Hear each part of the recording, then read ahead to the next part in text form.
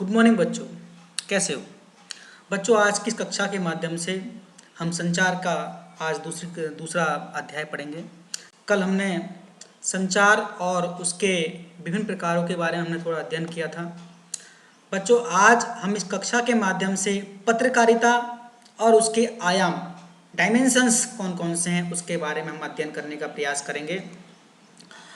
ध्यान से बच्चों इस वीडियो को देखने का प्रयास कीजिएगा। सबसे पहले बच्चों प्रश्न उठता है कि पत्रकारिता होती क्या है। तो पत्रकारिता ऐसी सूचनाओं का संकलन मीन्स इकट्ठा करना एवं संपादन करना, ऐसी सूचनाओं का संकलन और संपादन कर आम पाठकों तक पहुंचाना जिसमें अधिक से अधिक लोगों की रुचि हो और जो अधिक से अधिक लोगों को प्रभावित करती हो, पत्रकारिता कहलाता है। ऐसी सूचनाएं जो आम जनता की रुचि की हों और जो आम जनता से संबंधित हो, उन सूचनाओं का संकलन करना और उनको आप तक पहुंचाना, आम जनता तक पहुंचाना पत्रकारिता है। और ऐसा कार्य करने वाले लोगों को पत्रकार कहते हैं। अब बच्चों क्वेश्चन उठता है कि पत्रकारीय लेखन और सृजनात्मक लेखन में अंतर क्या है। सृजनात्मक मतलब जैसे हम निबंध लिखें, कविता लिखें, कहानी लिखें, उसमें अंतर क्या है। तो बच्चों इसमें बेसिक अंतर क्या है कि पत्रकारीय लेखन का मुख्य उद्देश्य होता है सूचना प्रदान करना, और उसमें जो सूचनात्मक जो शब्द होते हैं या सूचनात्मक ज्ञान देने वाले तथ्यात्मक जो शब्द होते हैं उसमें ऐसे शब्दों का प्रयोग होता है। उसकी भाषा और जो सूचना दोनों तथ्यात्मक होते हैं, तथ्यों पर, डाटा पर बेस्ड होते हैं, स्टैटिकल होते हैं। जबकि साहित्यिक सृजन जो होता है, चाहे कविता लिखें, कहानी लिखें, वो भावात्मक, कल्पनात्मक और सौंदर्य परक होता है। कवि की कल्पना और भावना व्यक्त होती है, इसमें लेखक की भावना और कल्पना व्यक्त होती है। उसका उद्देश्य सूचना देना नहीं बल्कि भाव जगाना होता है। बच्चों इसमें आता है अब क्वेश्चन कि पत्रकारिता का मूल तत्व क्या है, बेसिक थॉट क्या है उसकी। तो उसका बेसिक थॉट है नई सूचनाएं प्रदान करना, लोगों तक, आम जन तक पहुंचाना। अब क्वेश्चन उठता है सामने के पत्रकारिता के विभिन्न जो आयाम कौन से हैं। हमसे पत्रकारिता को समाचार पत्र के साथ जोड़ करके देखते हैं, लेकिन पत्रकारिता के और भी जो है तरीके हैं, और भी आयाम है, डायमेंशंस और फील्ड है। पत्रिका का मुख्य संबंध हालांकि समाचार से है, लेकिन इसमें इसके अलावा विचार लिखना, टिप्पणी लिखना, संपादकीय लेख लिखना, फोटो पत्रकारिता है, कार्टून आदि को छापना भी पत्रकारिता के अंतर्गत ही आता है। इस तरह इसके आयाम हमारे पास संपादकीय, फोटो पत्रकारिता, कार्टून, कोना, रेखांकन और कार्टोग्राफ होता है मैप संबंधित कार्य। अब क्वेश्चन उठता है बच्चों, स्तंभ लेखन किसे कहते हैं। स्तंभ लेखन क्या है कि बच्चों, अगर जो लेखक महत्वपूर्ण हैं या लोकप्रिय हैं, उन लेखकों की जो लेख हैं उनकी एक सीरीज, श्रृंखला, वो रेगुलर रूप से, नियमित रूप से अखबारों में, समाचार पत्रों में छपती रहती है, और इसको ही हम स्तंभ लेखन कहा जाता है। इसमें लेखक के अपने विचार लोगों के सामने रखे जाते हैं। अब क्वेश्चन है कि पत्रकारिता के प्रमुख प्रकार कौन से हैं। पत्रकारिता विभिन्न फील्ड में किस प्रकार की होती है। सबसे पहले होती है खोजी या खोजपरक पत्रकारिता।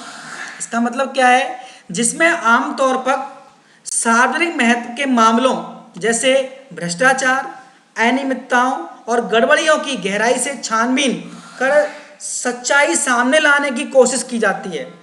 खोज परख करके जनता से जुड़े मामलों का, कहीं भ्रष्टाचार हो रहा है, कहीं इरेगुलरिटीज हो रही हैं, कहीं गुनाह हो रहा है, तो उसको सामने लाते हैं, उसे हम खोज परख पत्रकारिता कहते हैं। इसे हम टीवी में या फिर पत्रकारिता में स्टिंग ऑपरेशंस के नाम से भी हम जानते हैं। और बच्चे इसके बाद है हमारा कि वॉच डॉग पत्रकारिता क्या होती है। वॉच निगरानी रखना। तो बच्चों लोकतंत्र जो पत्रकारिता है, मीडिया है, वो लोकतंत्र का चौथा स्तंभ है। तो यहाँ क्या है कि पत्रकारिता जो है, जो मीडिया चैनल हैं, वो मुख्य सरकार के उत्तर जो कार्य हैं उन पर निगरानी रखना उसका मुख्य उत्तरदायित्व होता है, जिम्मेदारी होती है। उसके कामकाज पर निगाह रखना, और यदि कोई गड़बड़ी हो रही है तो उसका पर्दाफाश करना। तो ऐसी जो पत्रकारिता है इसे हम वॉचडॉग पत्रकारिता कहते हैं। आपने देखा होगा कि जो मीडिया है, हम टीवी में देखते हैं कि कितनी सारी बहस करती हैं, डिबेट्स कराती हैं, और जो जनता की जो अपने बहस के माध्यम से वो जनता को उससे परिचित कराने का प्रयास करती हैं, और जनता और क्या नाम से उसमें एक निगरान रखने का काम करती हैं। अब आती है एडवोकेसी पत्रकारिता।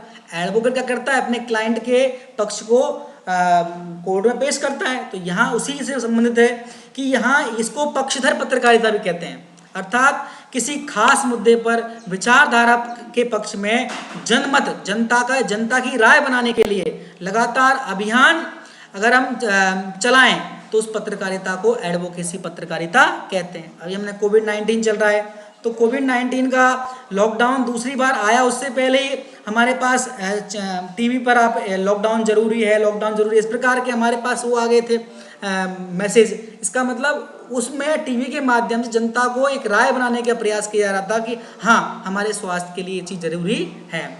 अब बताए पीत पत्रकारिता, अर्थात पाठकों को लुभाने के लिए, आकर्षित करने के लिए झूठी अफवाहों, आरोप प्रत्यारोप, प्रेम संबंध आदि से संबंधित सनसनीखेज समाचारों संबंधित जो पत्रकारिता है उसे हम पीत पत्रकारिता कहते हैं। सनसनी फैलाने वाली पत्रकारिता, जहां आपको सामने एकदम से ऐसे पेश किया जाएगा कि जिससे लोगों में एक अजीब सी भावना उत्पन्न कर देती है।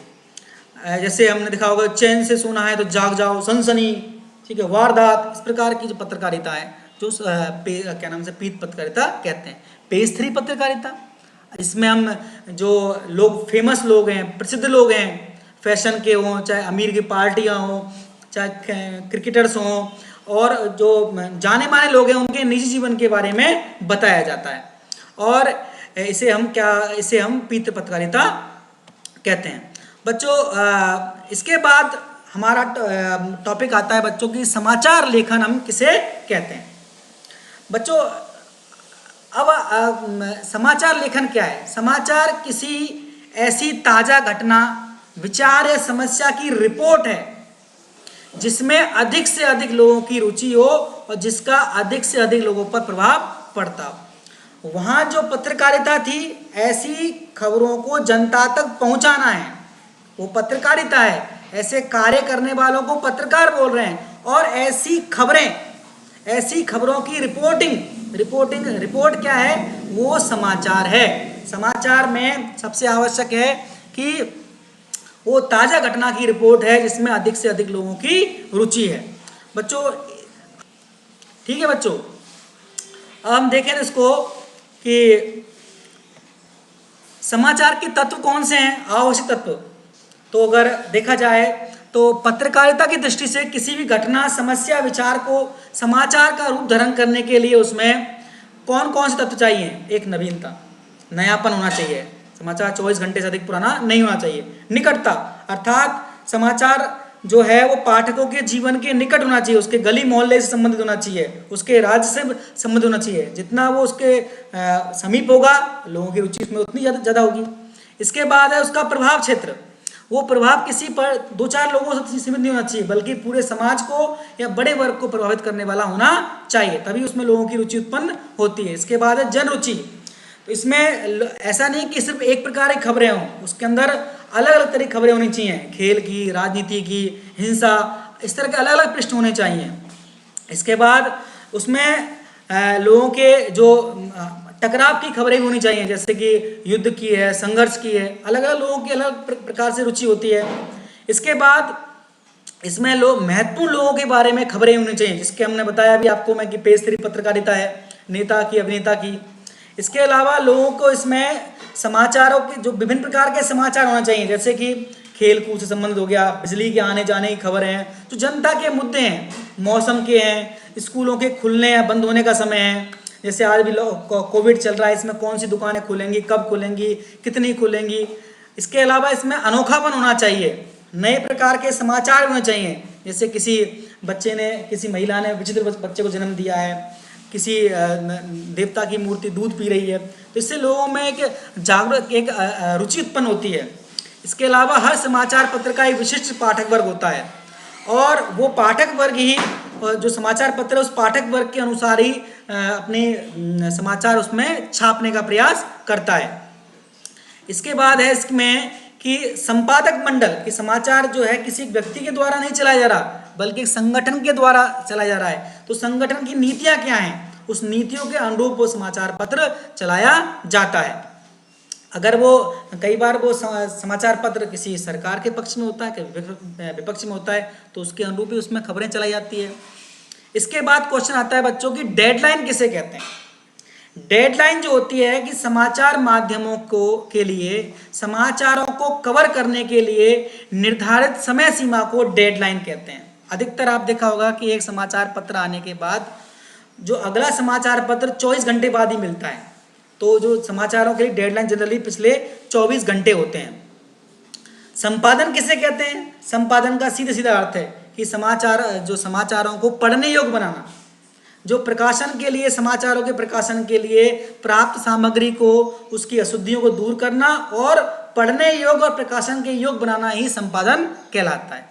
क्वेश्चन होता है संपादकीय किसे कहते हैं, इंग्लिश में एडिटोरियल। ठीक है, इसमें है कि संपादक द्वारा किसी प्रमुख घटना या समस्या पर लिखे गए विचारात्मक लेख को, कौन सा लेख है ये, विचारात्मक लेख, जिसे संबंधित समाचार पत्र की राय भी कहा जाता है। इसमें समाचार पत्र का अपना विचार, अपना दृष्टिकोण पेश होता है, उसे हम संपादकीय कहते हैं। और संपादकीय किसी व्यक्ति की राय नहीं होती, बल्कि ये एक समाचार पत्र पूरे संगठन की उस समग्र समूह की राय होती है। अब बच्चों अगला टॉपिक आता है, इसमें पत्रकारों के प्रकार कौन कौन से हैं। सबसे पहला पूर्णकालिक पत्रकार, जो किसी एक विशेष समाचार संगठन से जुड़ा होता है, उसको नियमित वेतन मिलता है। इसके बाद है अंशकालिक पत्रकार, इसको स्ट्रिंगर भी बोलते हैं। ये पत्रकार किसी समाचार संगठन से जुड़े होते हैं और ये इनको निश्चित मानदेय मिलता है, वेतन नहीं, मानदेय, ऑनोरेरियम मिलता है। और लेकिन ये एक से अधिक समाचार पत्रों के लिए काम करते हैं। अब फ्रीलांसर क्या होता है। फ्रीलांसर किसी समाचार संगठन से वेतन प्राप्त नहीं करते हैं और ना ही इनको मानदेय मिलता है, बल्कि ये भुगतान के आधार पर अलग अलग समाचार पत्रों के लिए काम करते हैं। जितना ज़्यादा पैसा मिलता है वहाँ उसके लिए काम करने ले जाते हैं। इसको फ्रीलांसर पत्रकार भी बोलते हैं। बेसिक अंतर क्या हुआ, पूर्णकालिक समाचार के लगातार काम करेगा, अंशकालिक एक से अधिक समाचार पत्रों के लिए काम करेगा, मानदेय मिलेगा। और जो ये लास्ट वाला है फ्रीलांसर, वो स्वतंत्र है, अपनी मर्जी से काम करता है। अब क्वेश्चन उठता है बच्चों के उल्टा पिरामिड शैली किसे कहते हैं। उल्टा पिरामिड शैली जो आपको दिखा चित्र में, ये समाचार लेखन की शैली है। इसको इसमें क्या होता है, सबसे पहले इंट्रो है, बाद में बॉडी है, बाद में समापन है। तो बच्चों ये है कि समाचार लेखन की शैली को ही उल्टा पिरामिड शैली, इन्वर्टेड प्रिज्म शैली कहा जाता है। इसमें सबसे महत्वपूर्ण बात सबसे पहले लिखी जाती है, कम महत्वपूर्ण बाद में, और सबसे कम महत्व की बात अंत में लिखी जाती है। अब क्वेश्चन बच्चे आता है कि समाचार लेखन के 6 ककार कौन से हैं, ककार कौन से हैं। तो ये 6 ककार कौन से हैं, बच्चों को सीरीज से याद करना होता है। क्या, कब, कहाँ, कौन, कैसे, क्यों। क्या, कब, कहाँ, कौन, कैसे, क्यों, ये समाचार लेखन के लिए आवश्यक 6 ककार माने जाते हैं। अब क्वेश्चन उठता है बच्चों, समाचार लेखन के कितने अवयव होते हैं। अब ये कितने अवयव होते हैं, इसमें 3 अंग हुए। सबसे पहले शीर्षक, समाचार का टाइटल क्या है, उसका मुखड़ा क्या है, इंट्रो, और उसकी बॉडी, उसमें अंदर क्या लिखा हुआ है। अब समाचार लेखन का शीर्षक, उसमें टाइटल हो गया। अब मुखड़े, जो उसका इंट्रो है, उसमें कौन कौन सी सूचनाएं आती हैं। तो इसमें आती है किसी भी समाचार के पहले अनुच्छेद, पैराग्राफ में, या आरंभिक 2-3 पंक्तियों को उसका मुखड़ा या इंट्रो कहते हैं। इसके अंतर्गत आगे सामान्यतः क्या, कब, कहाँ और कौन की सूचनाएं होती हैं। क्या, कब, कहाँ और कौन की सूचना कहाँ होती है, इंट्रो में।